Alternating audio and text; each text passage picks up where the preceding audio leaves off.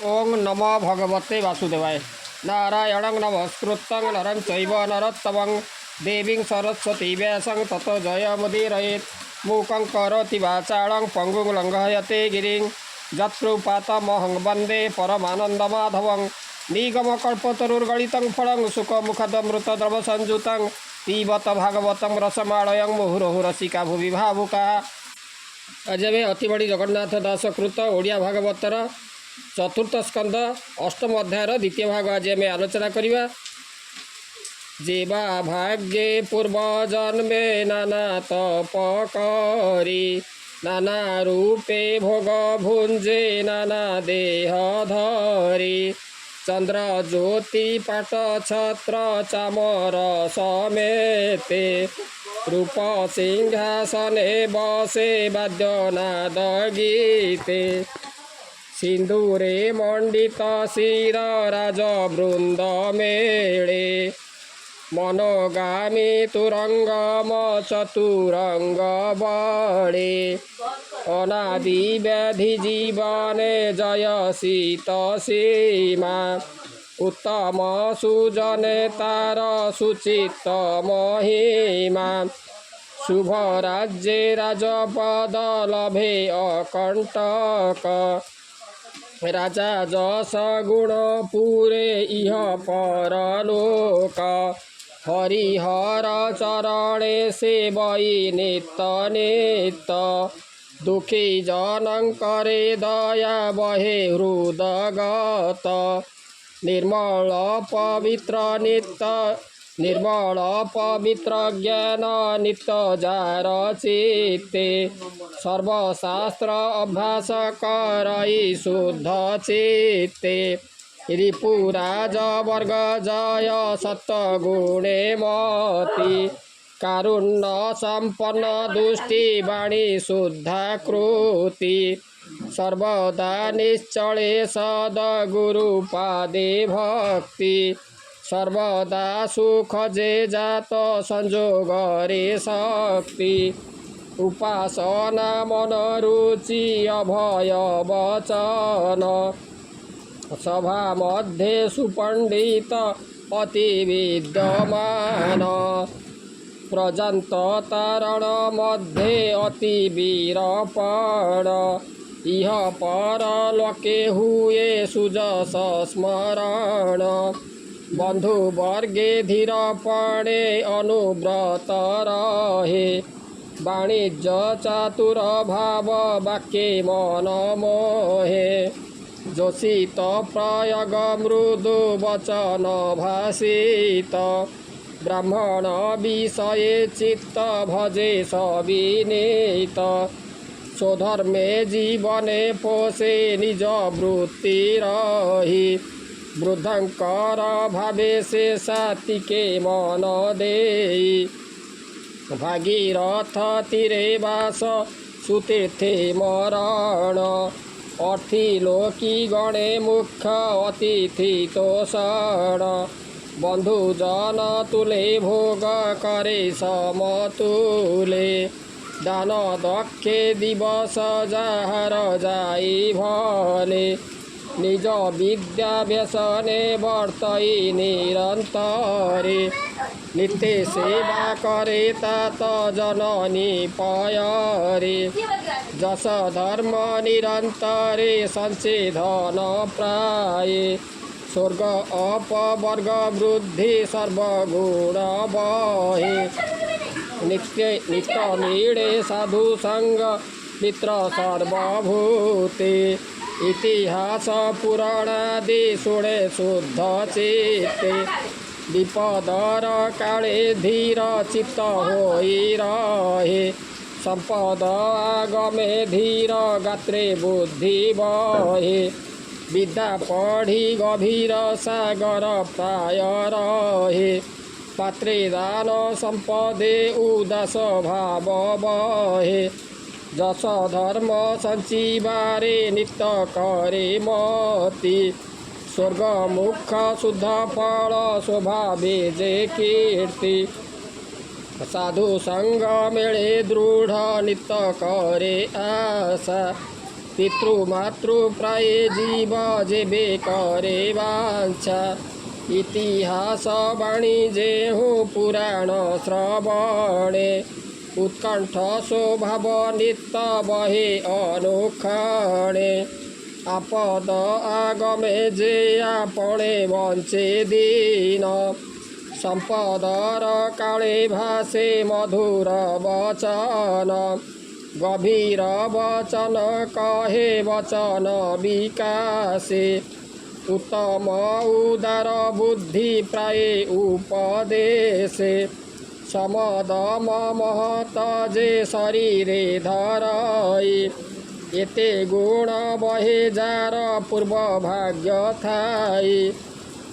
এড়ু পূর্বে তোহর মোহর তপরাহি এ জন্মে লোড়িলে পুত্র পাইবা তা কাহি মান অপমান যে ফলই কর্ম বড়ে ইহা জানি প্রাণী চিত্ত ন রহে নিশ্চলে আপনা অর্জিলা কর্ম আপনে ভুঞ্জই বিধাতার বলে কর্ম অন্যথা নুহই এথু তু ন করি শোক কর্মকু আদর মোহর বচনে পুত্র কোপতু সংঘর এমন্ত মাতার বাক্য সাবধানে শুনে ধ্রুবহি পণ্ডিত বাক্য মনে মনে গুণী জননী বদন চাহিবেনি কর যোড়ি কহে সুপ্রমদ বাক্য মাতা পাদে পড়ি ধ্রুব উচ কহি মধুর বাণী জননী গো শুণ মোতে তু বাଳକ ପ୍ରାୟ କେବେ ହନ ମଣ ପବିତ୍ର ମନୁ ବଂଶରେ ଜନ୍ମ ଯେ ମୋହର ଉତ୍ତାନ ପାଦର ବୀର୍ଯ୍ୟ ତୋହର ଉଦର ତୁଜେ ବୋଲୁ ତପେ ସର୍ବ ସମ୍ପଦ କାରଣ ତେଣୁ କହୁଅଛି ତୁହି ସ୍ଥିର ମନେ ଶୁଣ ସଂସାର ଦୁର୍ଲଭ ପଦ ଯଦି ତପେ ପାଇ ନିଗମ ଦୁର୍ଗମ ବନେ ସାଧିବଇ ମୋହି एकमात्र आज्ञा मोते दिय शुद्ध चिते आशीर्वाद दिय तप साधई जे मनते एवंत निष्ठार बाणी शुणी पुत्र मुखे सुनीति कपाळे कर देई मन दुखे एवंते ध्रुवर बाणी दृढ़ शुणी माता पुत्र मुखे चाही मने कला गुरु चिंता बोलई मोहर गर्भु जात ए कुमार राजार आत्मा सम्भूते तेजे परखर क्षत्रिय स्वभाव बहे दुर्गम चरित तपबल श्रवणेन्द्र बिला अंतर्गत तेज विराजई देहे तपन पराये अवश्य गमिब तपे जानिले निश्चय एके बेहे न रहिब मोहर वचने न जानी मु उपदेश कहिली अज्ञाने ताहार सुंदर मुख न देखी सम्मुखे निमिष कोटिए जुग होइब प्रत्यक्षे कि बुद्धि उपाय करी केमंते रहिबी दुर्गम संकटु एबे केमंते बंचिबी एमंत विचारी से पुत्रर मुख चाहि कहि सुनीति मन दुखे खेद बहि शुण पुत्र सावधाने मोहर वचन केवल अटुतु पुत्र राजार नंदन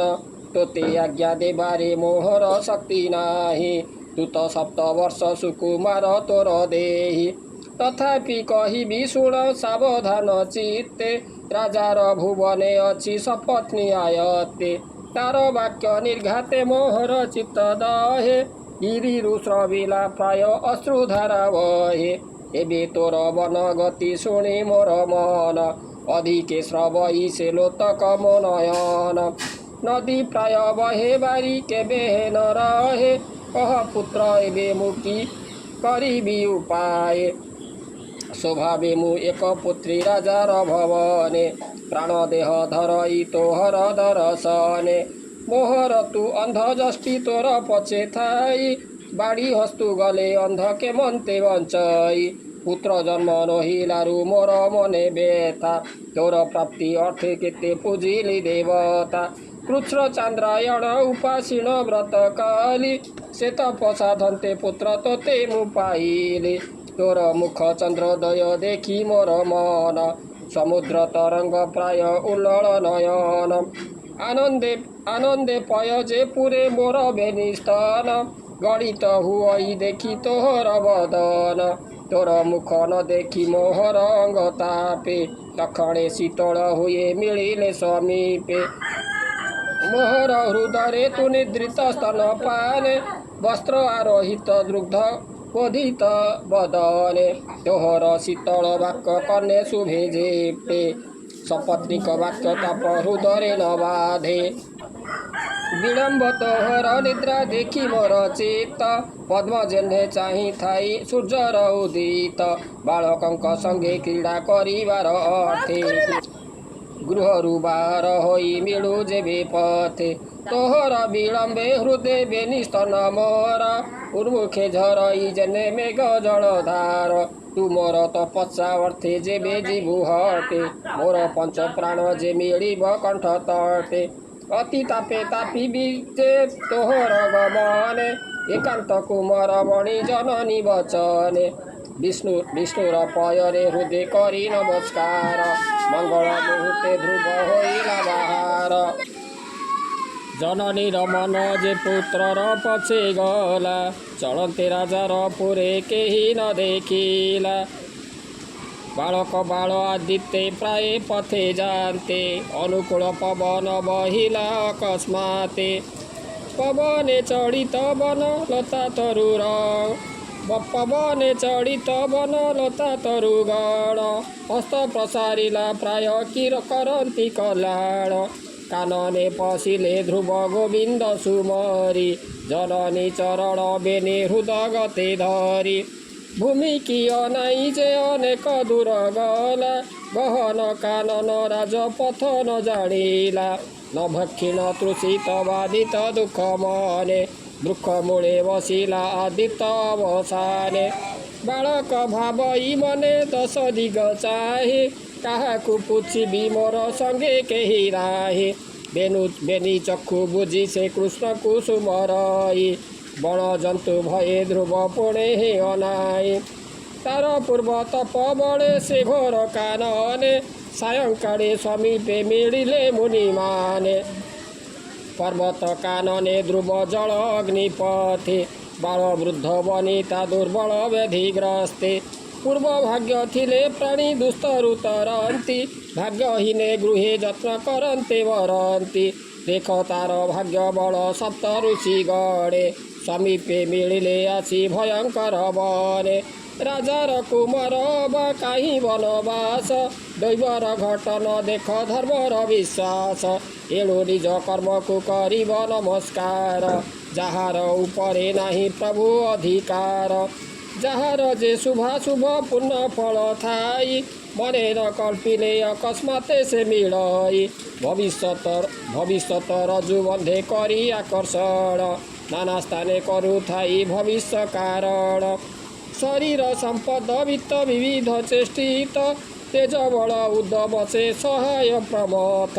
पूर्ण बल थिले से समस्त फल पाई पूर्वे न अर्जिले लाभ